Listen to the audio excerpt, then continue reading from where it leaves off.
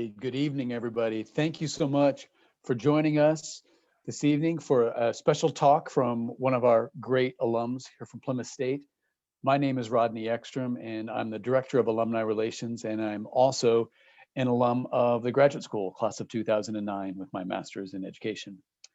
Tonight, we're joined by Bryan Funk from the great class of 2011. Bryan is someone that I have known since he was an undergraduate student, and it's a pleasure to have my relationship grow with him since knowing him as a student and staying in touch with him as an alum, and over time becoming a friend of his too, and a fan of all the things that he's been able to do. And I'm really excited that he's able to share a little bit of his story. Bryan was a very active student at Plymouth State, and I think took advantage of a lot of opportunities, not unlike many of you who are engaged in with us tonight. So I think you'll see some similarities, but of course, when you hear somebody else's unique story, I think, we all take our own path, and maybe tonight's will inspire you to think about what you want to take in your path. And hopefully we'll spur some questions on. I know Bryan would love to have a little bit of conversation about this too, after he gets a chance to chat a little bit too. I'll let him talk a little bit how he wants to do the format, whether he wants to wait for questions at the end, and if we do, I'll certainly moderate that. Bryan, let me give just a little bit more brief bio here, then I will turn it over. So since college, Bryan's work has centered around helping others realize how powerful they really are. He has led a global peer-to-peer fundraising campaigns, raising millions of dollars, forging partnerships with influencers and nonprofits, and mobilizing thousands of people across a variety of causes, including human rights, peace building, enhancing civil society, and mental health. Bryan currently works at Virtuous, a company that helps nonprofits personalize donor relationships. That's just a quick overview of all the things that Bryan's done, and I know he'll share a few stories tonight. So it's my pleasure to welcome Bryan Funk. Awesome. Thanks, Rodney. Fun to still be connected after all these years. I think yeah, it's 2021, so that makes it 10 years since I've graduated Plymouth State, which is kind of wild. And I think maybe Rodney might be, one of the first people to tell you that I've led a pretty non-traditional career path. And so I'm really excited to spend the next 45 minutes or so sharing with you some stories over the last 10 years. But beyond the stories, I'm really excited to share the lessons associated that I've learned along the way and how you can design a purpose-centric career. And I think the other intention I want to set is, I think that this ends at 7:45, but I'm also so willing to stay on till 8, and we can have a full hour together. I want to be able to have a conversation. I want to be able to answer questions. Also, if you have questions throughout, feel free to drop them in the chat, and I know Rodney will be tracking. So, we'll be able to also circle back to questions that might pop up throughout the presentation. And I think the first intention that I want to start before I dive in is, what do I mean when I say purpose-centric? I think if you look at my career path, I think my purpose-centric career has been very literal. I do a lot of work with nonprofits in the social sector, but I would like to broaden the lens for this conversation to say that your purpose, whatever it is you choose to do in your studies and in life, it's about what brings you life. It's about what expands you. It's about what brings you joy. And I have a certain worldview that if we all can lean into the things that make us feel as if we're living a purposeful life, that is a ripple effect that makes this entire world a better place. Even if your purpose is a creative talent that you have, whatever it might be. And so throughout this, my definition for my own life and my own career within purpose is very, very literal within the social impact space. But know that when I'm talking about purpose, I'm also talking about something much broader. And I want to start my whole journey because it really connects back to my time as a student at Plymouth State. My time as a student has been incredibly influential on my career. And for me, my time at Plymouth, and I know that there's a bit of an asterisk on this because I want to give you all a round of applause for championing through the last year of this pandemic, where the learning environment and the campus environment is completely disrupted.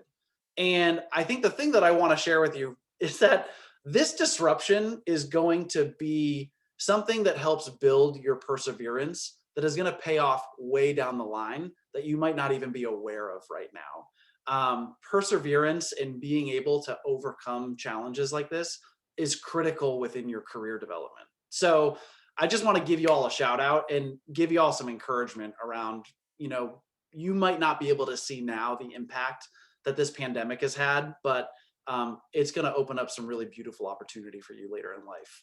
And that's my personal belief. So when I was a student, I was an orientation leader. I worked in admissions. I was an English major, and I actually was undeclared. From the very moment I stepped on campus, I had absolutely no clue what I wanted to do with my life. And I'd say that maybe it still stands today. I still partially don't know what I'm doing with my life, right? It's like something where it's a constant evolution. But I came in as an undeclared student and, decided that I would figure it out in my own time. But really where my purpose and my passion was on campus was through engaging with other students and helping, my fellow students. I also created a social justice organization called Ending Genocide Around the World. And we worked mostly with a nonprofit called Invisible Children, which was working to end a child soldier conflict in Central Africa. And we were activists on campus. We were raising money for this nonprofit we all cared about. We traveled to Washington, D.C. one year to help lobby to pass a bill through Congress.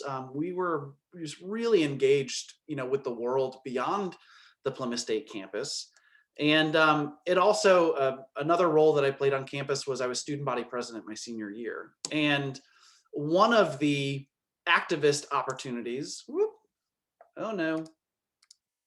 one of the activist opportunities I had on campus was through this image here. We did an event called the Flood of Flags. There was a massive flood that impacted Plymouth State alumni that were living in Pakistan at the time.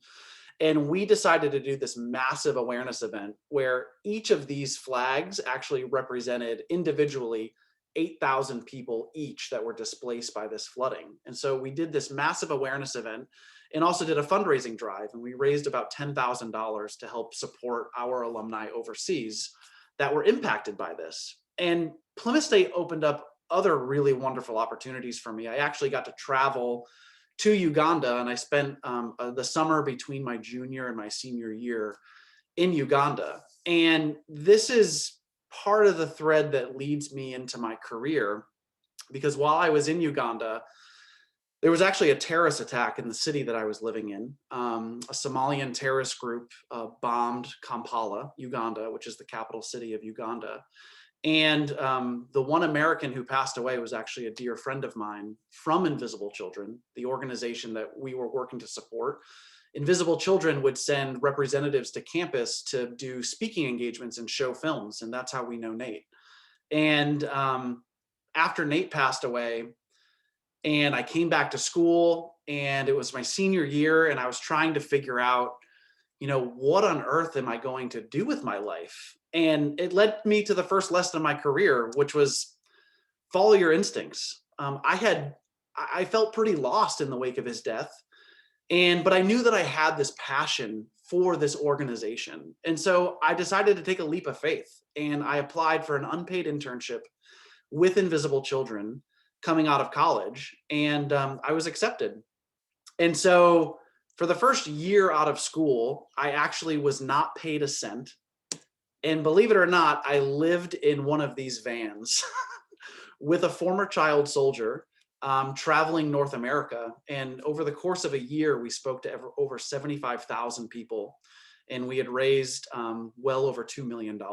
And I did this all for free. I did this unpaid, and I did it in honor of my friend who lost his life. And that was just my instinct at the time. That was just my calling for, this is what I think I need to do right now. And I didn't really have any other answers.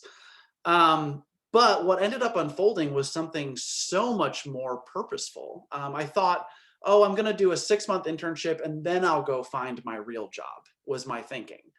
And boy, was I wrong, because it led me to the second lesson, which is your life is greater than your biggest dream for it.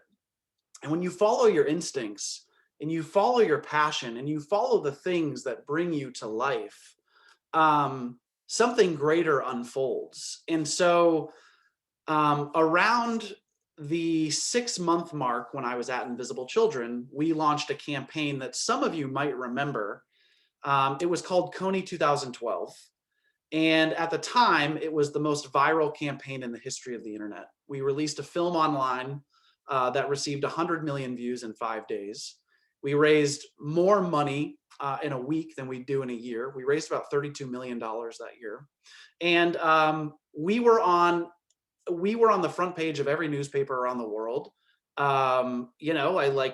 I had a day in the office where I was sitting at my desk and Oprah walked through the door. And I'm 22 years old. I'm 6 months out of school, and Oprah's walking by my desk. It led us to the Oval Office with President Obama, where he signed 2 bills through Congress on behalf of our cause. And it totally transformed my perspective around what's possible in our lives. And I was working with our CEO at the time was 28 years old. He was a young guy.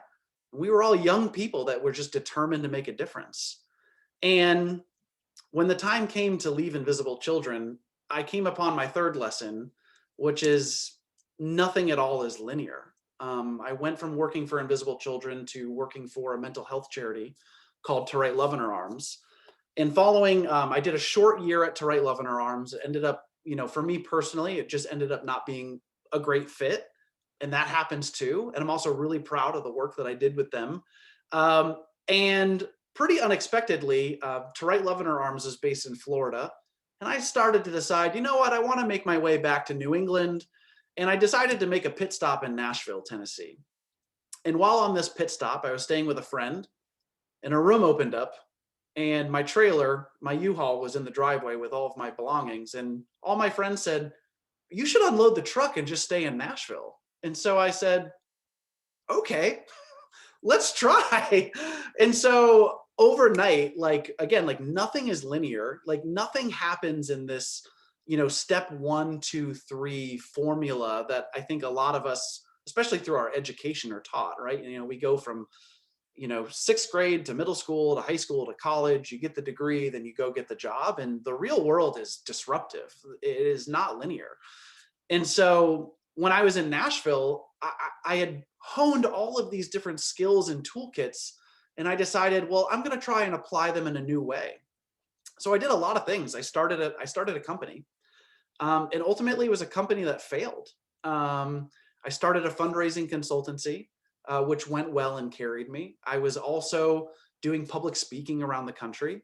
And I also got licensed in real estate, which is not something I ever anticipated doing. But I followed this love of people, connection, following the flow, and just trying to grow an awareness around what my skill sets were. And around about 2017, I started to get a nudge that it was time to maybe start to make my way back to New England. And I wanted to get back into a more formal career track. And but the entrepreneurial years that I had in Nashville taught me a lot about resiliency, creativity, having to rely on your network and other people, the power of asking for help. Just going out on your own and trying to make it work was such a powerful lesson. And I'm so glad that I did it at the age that I did it.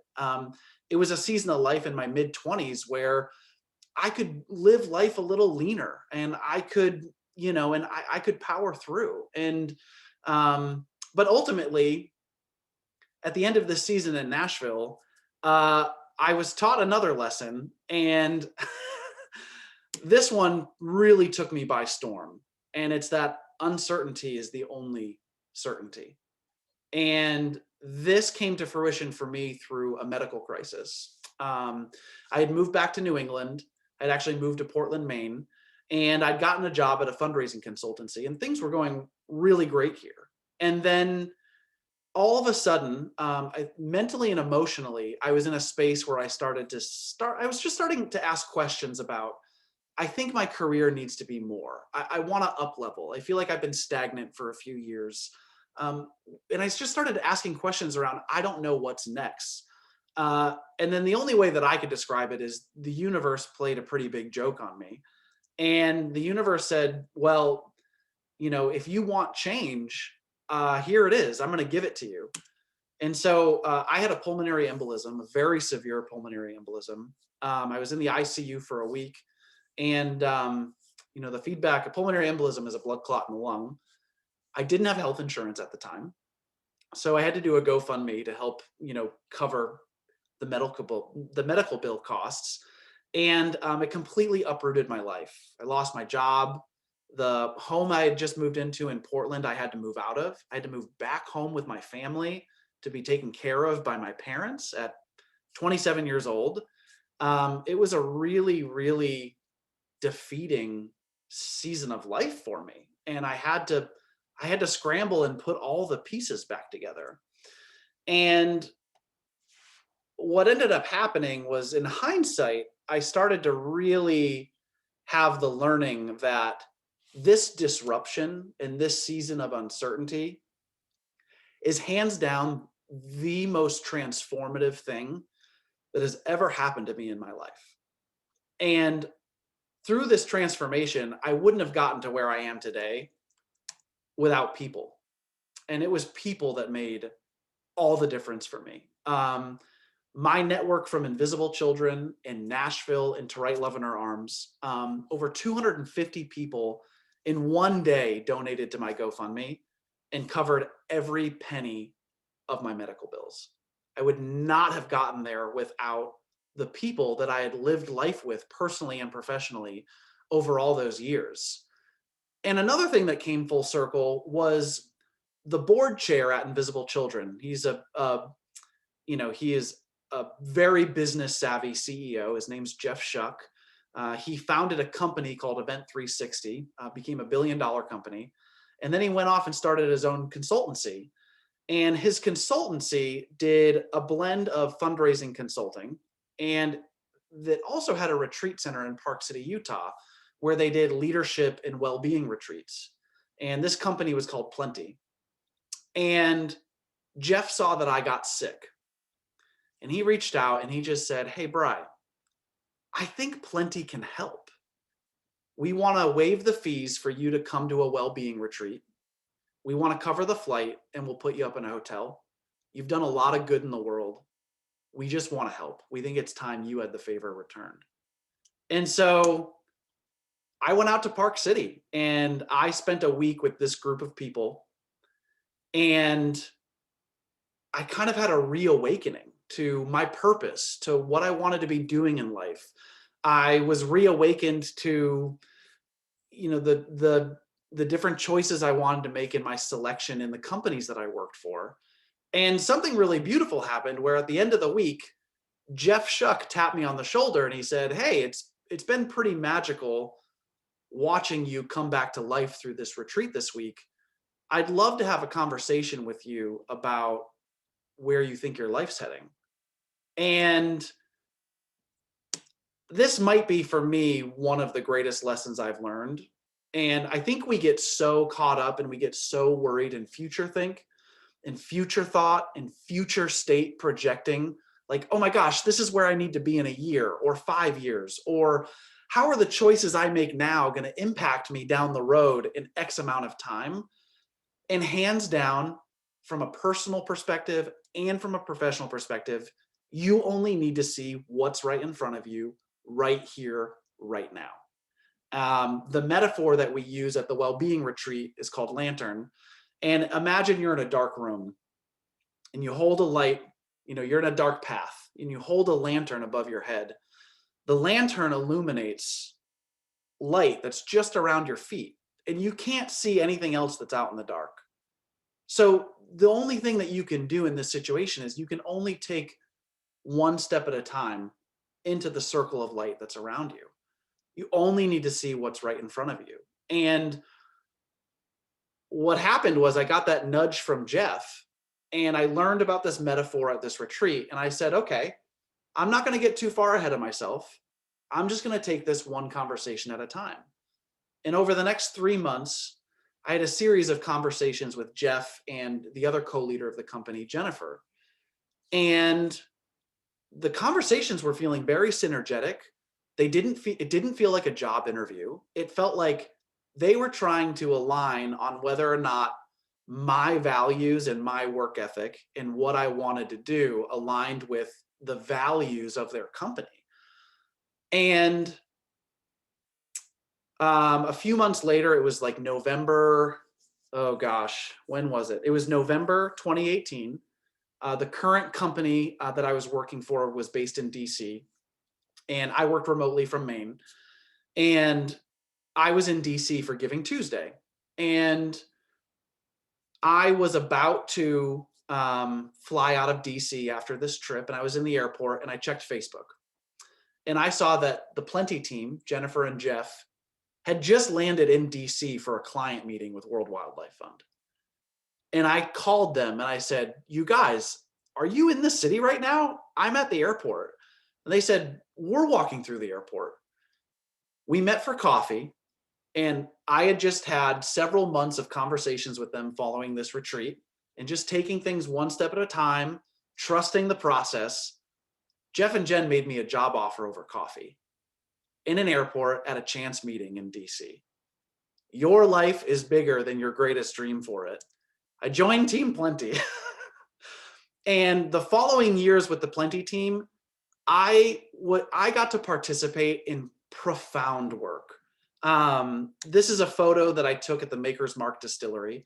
I got to work with the Beam Suntory portfolio, which is the holding company that owns Maker's Mark, Jim Beam, Crucian Rum, Hornitos Tequila.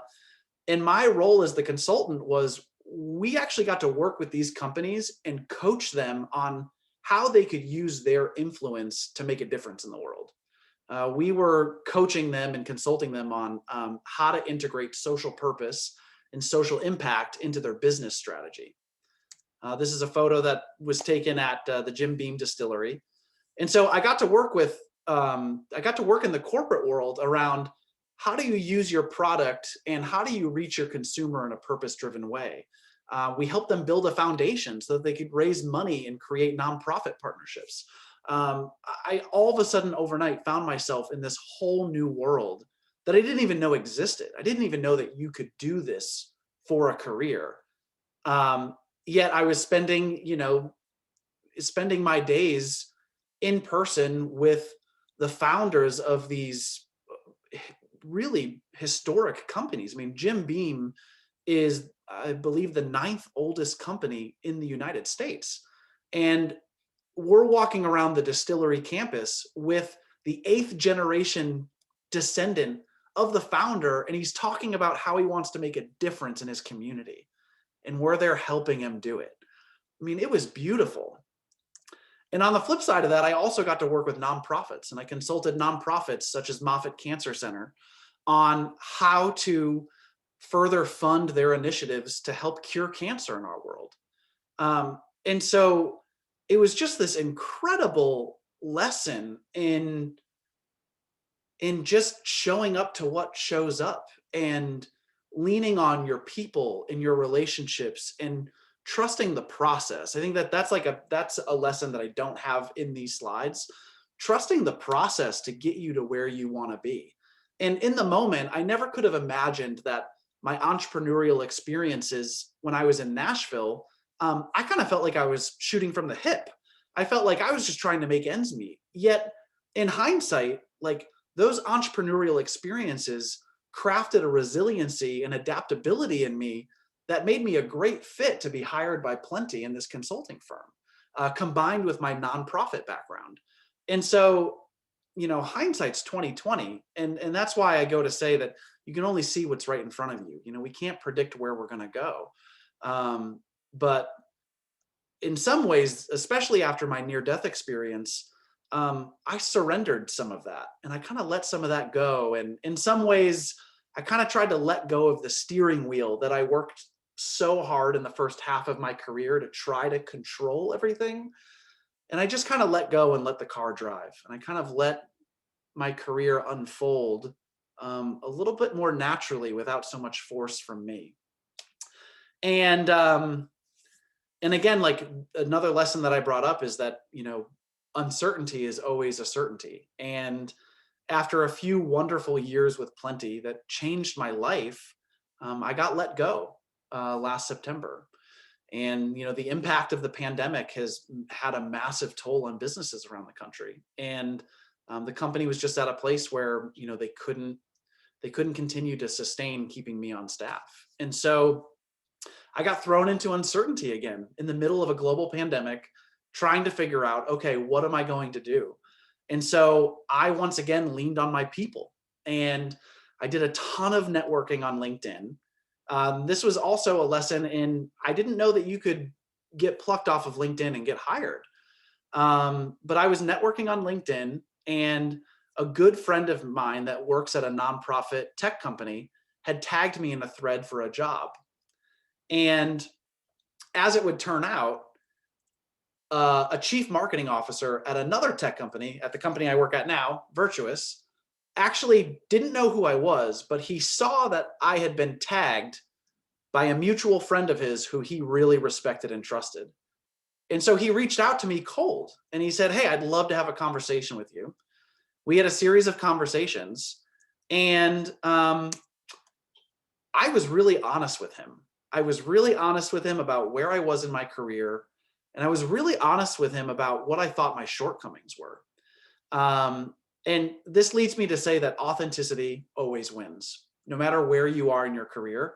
Um, so Virtuous is a tech company. It's a SaaS company, software as a service. We provide software to nonprofits to help them manage donor relationships and build deeper relationships with donors at scale. I had never worked in the tech space. I didn't know if I was qualified to work in the tech space. And as I was in conversation with the CMO, his name's Noah, he's now my boss, he started to talk about the needs they had in their marketing department. And I've been a fundraiser my whole career. I'm not a marketer. And I was really transparent and honest with him. Authenticity always wins. I said, "Noah, I am not a traditional marketer, nor do I have any formal training in marketing. And you're talking about hiring me for your marketing team?" And what I didn't know at the time was the greatest value for Virtuous was hiring people from the nonprofit sector who have a really deep understanding of the customer that they're trying to serve. And so through a series of conversations that were interviews, but were very organic, very connective, I was offered a job at Virtuous, and I started last November. And that's where I've been ever since. And it was just, again, it was another great lesson in trusting the process and letting things unfold and saying yes to things that show up. A really kind of interesting nugget within this story of getting this job offer was the week that Virtuous made me a job offer. I was offered 2 other positions at 2 other companies. And I actually told Virtuous that I wasn't interested in them. And they came back and said, "What do we have to do to further the conversation between, in the next couple days to get you to say yes?"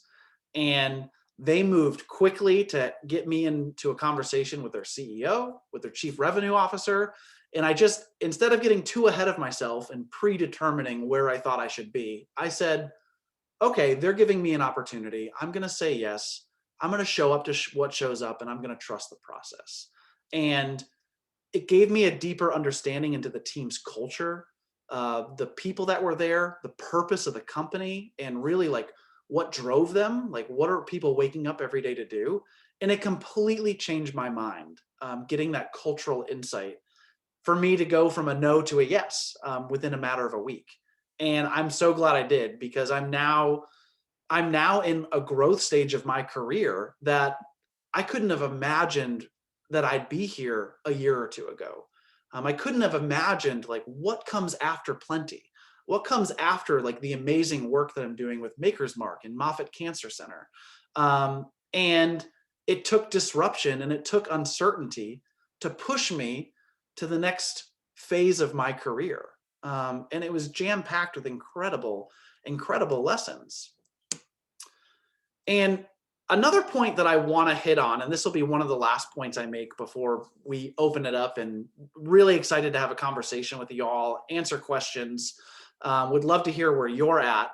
But a huge lesson for me was when you pursue your purpose, abundance will follow you. Um, and that's pretty high. That's kind of a high level, fluffy thing to say.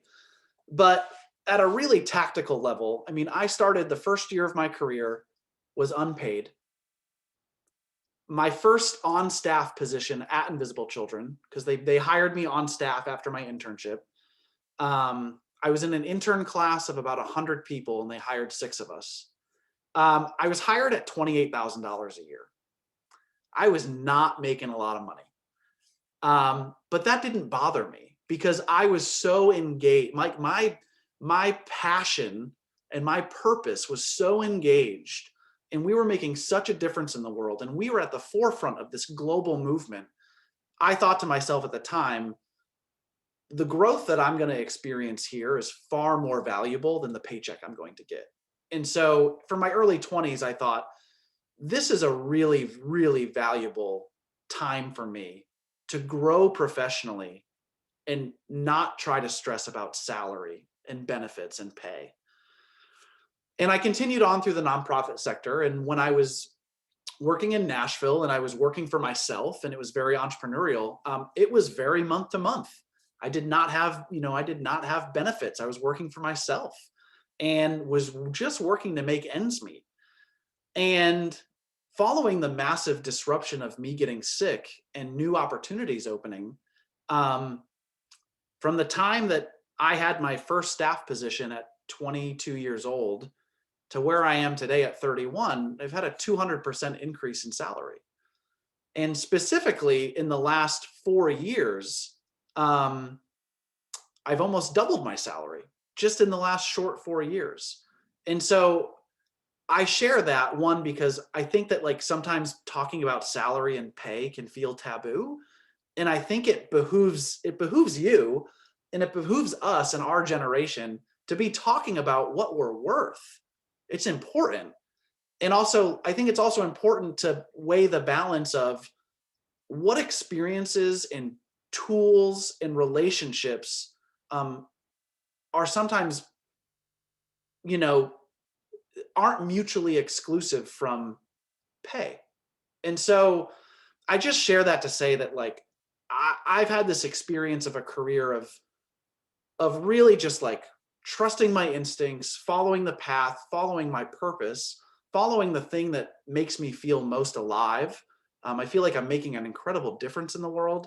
I still today I'm working for a tech company that's doing very well. You know, Virtuous experienced 300% growth last year. The company is doing incredibly well. They're able to take care of their staff, and I still get to work with nonprofits, and I still get to help fuel generosity in this world through all of our customers that we're serving. And so I just paint that image to say that, you know, like pursue the thing that brings you to life. And it's hard to like tangibly say, oh, that's going to make me X salary with X benefits and X amount of time. And that's also hard to predict. But it's just my encouragement to say that, like, when you allow yourself to shine, when you allow your talents to shine, and when you come to life through your work, value does follow that, even if it's hard to map out what that looks like. And so I did want to take a moment just to touch on salary, our value, what we're worth. If you guys have more specific questions about that, I'm happy to go into more detail. That is not a taboo subject in my mind, but it's not something anyone ever talked about with me. So I'm here to say, like, wide open door, we can talk about anything.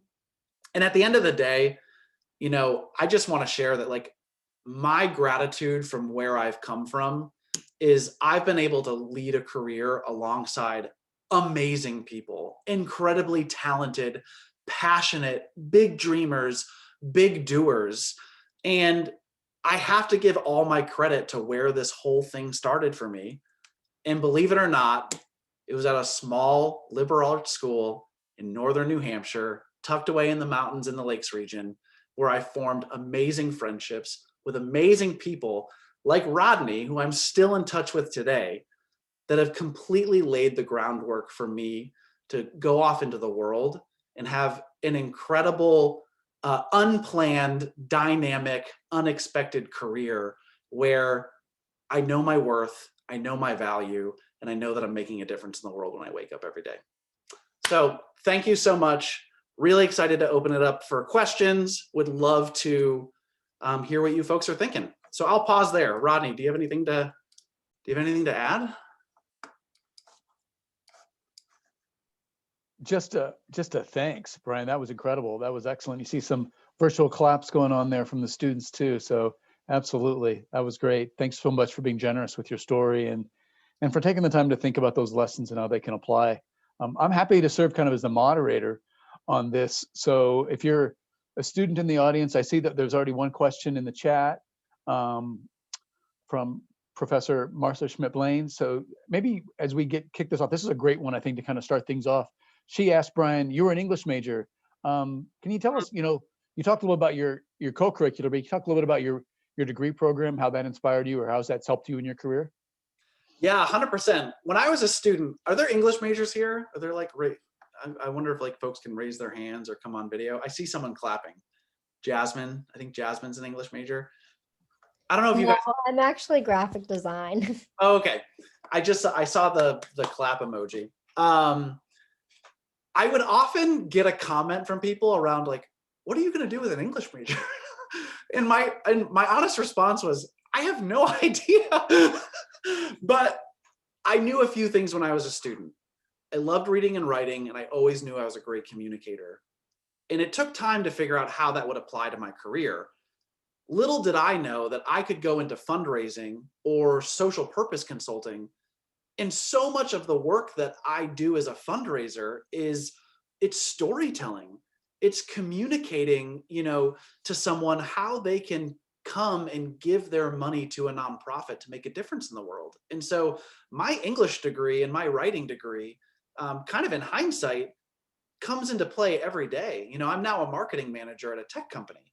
I am telling stories and communicating to a range of audiences every single day. I'm leading webinars and talks at conferences. I'm writing targeted email communications.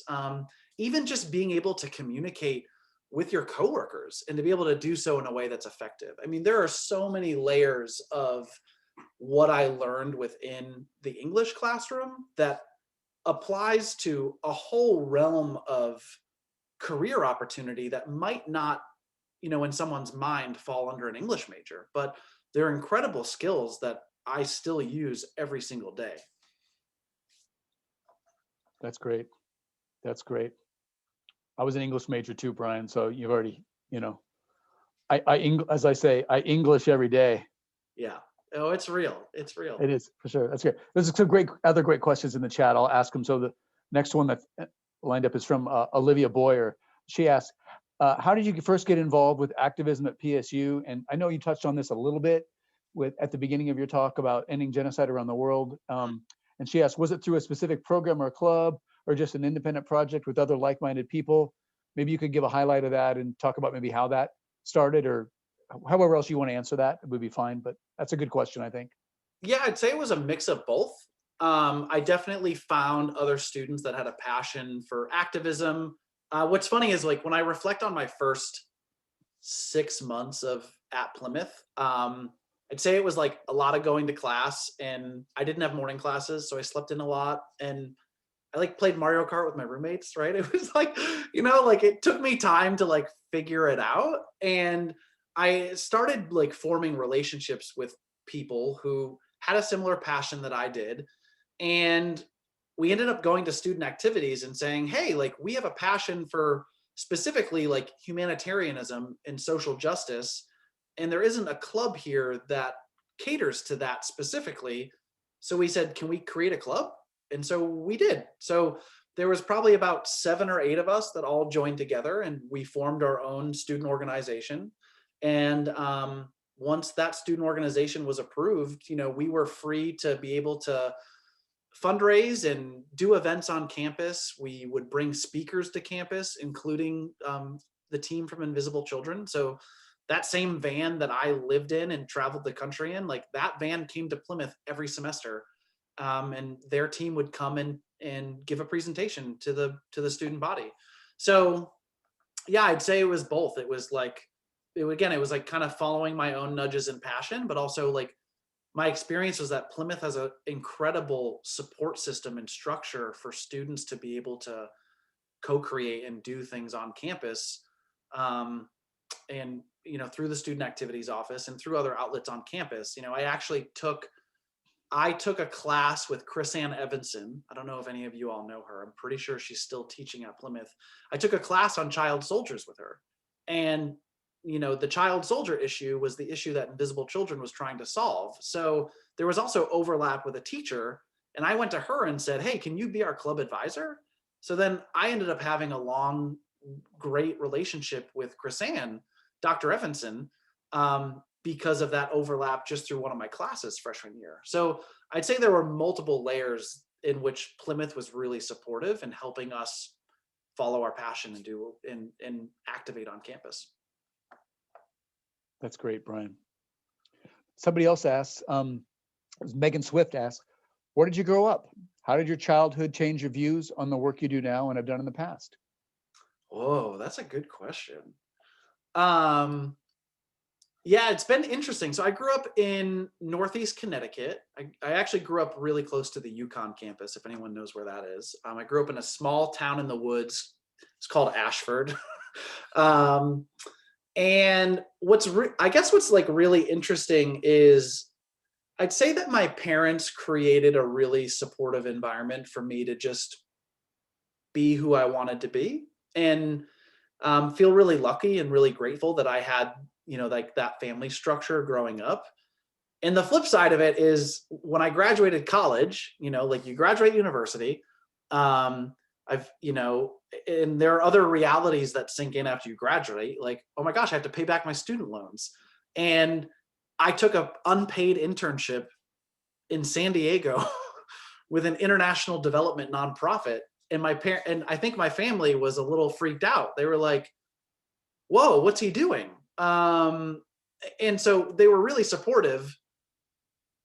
And I'd say that like it took a lot of years for my parents to really understand and see the fruits of what I did in that early stage right after college. A common thing that I would hear from my family was, oh, we can't wait till Bryan comes home and finds a real job. And I was like, you guys, I am doing real work. Like, you can turn on the news and hear about the work I'm doing. It's on the 6 p.m. news on the local station. Like, we're doing good work. And I'm learning a lot, right? But like, there was kind of, like I was kind of clashing against maybe a more traditional mindset. And I would actually say that it wasn't until I was hired at Plenty where I think that came full circle for my family. Because I was able to say like, hey, I formed a relationship with a member of our board, Jeff, and that relationship nurtured over 8 years, landed me this incredible job opportunity with Plenty that completely up-leveled my career, my experience, my pay, my benefits. And so all of a sudden, I think my parents' eyes were open to, oh, whoa, like the seeds, like maybe he did know what he was doing a little, even though I didn't. But, like it was a really like nice full circle way to see how the early work I did and the risks that I had taken really did come back full circle in a really powerful way. So I don't know if that answers your question. Happy to take it in another direction if you're curious about anything else on that front. Oh, we got a good thumbs up from Megan who asked the question. So that's great. That's great.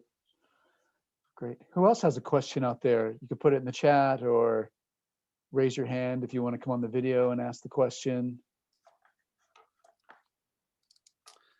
I will also just say, while folks are thinking, I'm just going to drop my LinkedIn into the chat. So I just want to offer, if anyone has questions or would be curious on just like talking one-on-one about where you are at personally and what you're thinking and where you're heading, like however I can help, I would love to. So please feel free to friend me on LinkedIn. And then this is also my personal email that I'm dropping in the chat here. And I've done other stuff, you know, I think like elements of my presentation tonight are kind of non-traditional.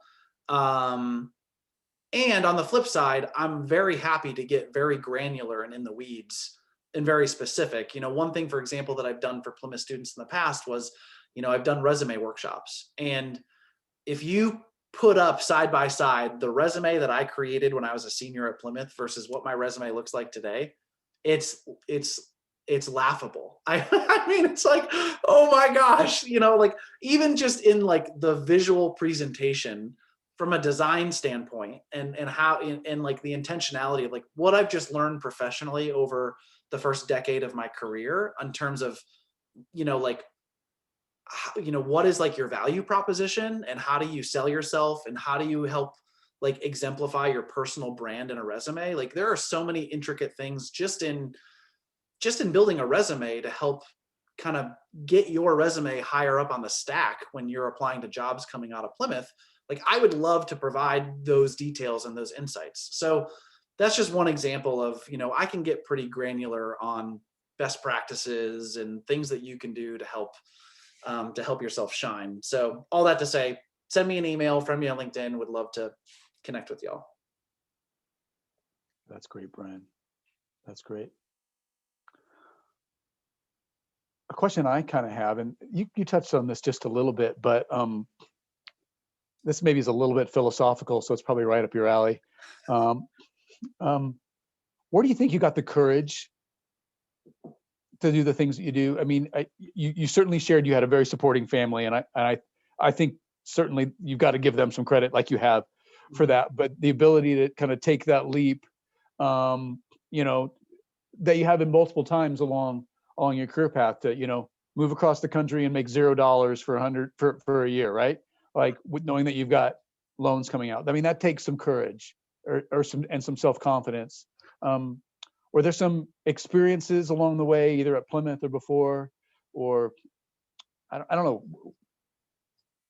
where do you think that comes from? Have you thought about that? Yeah, that's a great question. I don't know. Like I've just always had this kind of seize the moment drive. And I think like I was so on fire for Invisible Children, and Plymouth created the space for me as a student to build relationships with people within the organization. You know, that's how I knew Nate. And I've gone on to become best friends with all of Nate's friends. And like, they're my people. They'll be at my wedding someday, you know, like, so, but it's really profound to me to think back and say, like, I only got to know all like those people because Plymouth gave me the opportunity to engage with them in the first place. And so when like, I don't know, like I almost would have to like not give myself too much credit and kind of like, you know, like kind of humble myself a bit to say that like, not only did I have a great support system at Plymouth and in my family, but like, because Plymouth allowed me the opportunities to build relationships outside of the university, I had people within the walls of that organization that were encouraging me. I literally have a scrapbook in the next room of my whole Invisible Children experience. And I have a card in that scrapbook from a woman on the leadership team. Her name's Bethany Balsma. And about a month before I graduated, she sent me a handwritten note. And she said, and all it said was, when's your roadie application going to be in? That's what the internship was. We were called roadies because we lived in these vans. She just said, I'm still waiting for your roadie application. And so it was like, okay, like I'm going to do this. Right. So I'd say that like, I'd say like it certainly took courage, but I don't think that I would have been as courageous as I could have been without all the people that I had at my wing. And Plymouth did an awesome job like helping me network, and Plymouth also did an awesome job just helping me hone. Like I would say as a student, I was entrepreneurial. I wouldn't have ever said that as a student, but like my day-to-day on campus consisted of, I was up at 8 in the morning because I would have like a breakfast meeting with the president of the university because of, X, Y, and Z responsibilities I had as student body president. And then I'd go to class, and then I'd have to go to the admissions office and give a tour to prospective students. And then I'd go to lunch with, my friends who we were in a club with, and we'd talk about, what next event we wanted to do on campus. And then I'd go back to class. And right. So like, I was really engaged, and I was just always, I don't know, it felt like I filled my time very meaningfully when I was at Plymouth. And I credit Plymouth for creating the space that allowed me to do that. I think it would have been probably really easy for me to continue playing Mario Kart and sleeping in through a lot of college. But Plymouth had this great, engaging, group of people from faculty, staff, leadership at the campus that really encouraged students to get engaged and get involved in the time that I was there. And it made a huge difference in my life and in that ability to take the leaps that I've been able to take. That's great. So we have a question from another student about the Coney 2012 film. If you had a role in that, you want to talk a little bit about that? So the question is, can you talk more about the creation of the Coney 2012 film? What was your role in the production? That's from Reed Silvers. Yeah, so Coney 2012, there was a lot I could talk about that. I could probably do a full hour or two just on Coney. That was a wild season of life.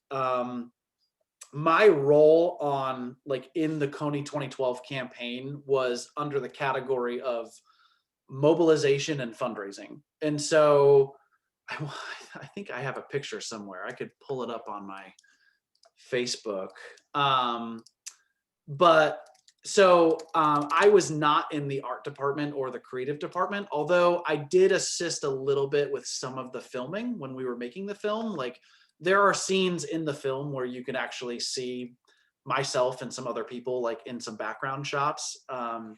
So I got to see some of the filming component. I definitely got to kind of have a firsthand look at the storyboarding and the production, although like I wasn't behind a camera or I wasn't, in our art department or on our creative team editing film. I was essentially in another part of the building where we were booking a national tour where we were going to tour the film. So while Coney 2012 went viral on the internet, I was showing that film in schools all across North America. So I had a Ugandan teammate by the name of Boney, and we would do 2 to 3 schools a day. And I'd say like on average, we would probably talk to anywhere between 750 and 3,000 people a day. And Boney we'd show the documentary film, which was Coney 2012. And then Boney would come out on stage and share his story of what it was like living through the conflict.